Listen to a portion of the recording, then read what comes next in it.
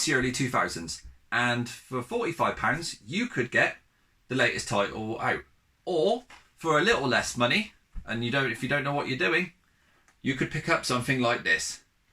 This is part one of 2 videos we're going to be doing. So we're going to have a little look into Phoenix Games and see exactly what was their ups and downs and what made them almost the worst of the worst. So let's get cracking. Phoenix Games, founded in 2003, were a European budget games publisher. Whilst active, they unleashed a torrent of video games, mostly on the PlayStation 1 and the PlayStation 2. They did, however, manage to slip a few games into the PlayStation Portable, DS, Wii and PC library. They were notorious for rushing their releases, which were often unpolished, unreliable and uninspired.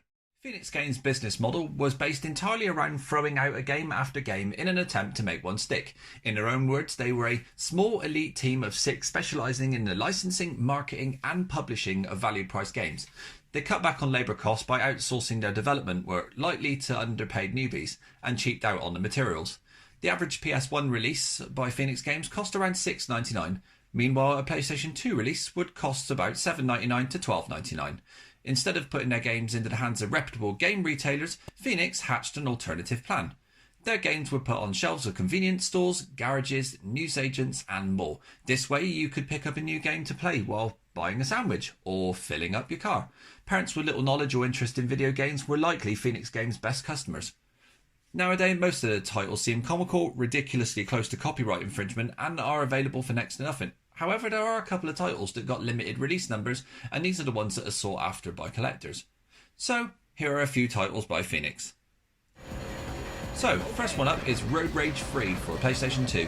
This was actually made by Atlas Games, you know, the same ones who've done Persona series and Catherine, so it's quite surprising to see them making a racing game.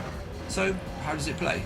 Well, the graphics are decent for its time, the screeching noise from the tyres can be quite annoying, and it seems a bit exaggerated and the default steering is poor.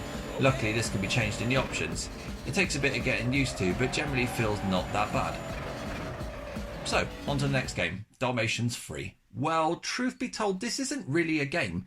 It's a 40-odd minute, abysmally English dubbed German animation that features only 2 Dalmatians and no Cruella de Vil.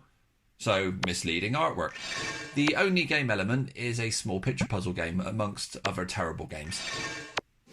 And finally we have Speed Machines 3. Let's be honest here, it's a Micro Machines clone but done badly.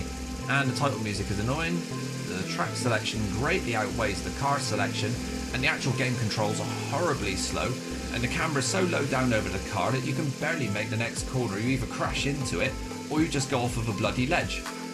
Honestly, just stick to Micro Machines. So that's 3 games from Phoenix. There are many more bad ones, but these are free from my own collection, so I can't really comment on any of the others. Look out for part 2 coming soon, where I'll be looking into Midas Entertainment and how their games fare. Until then, it is goodbye from me.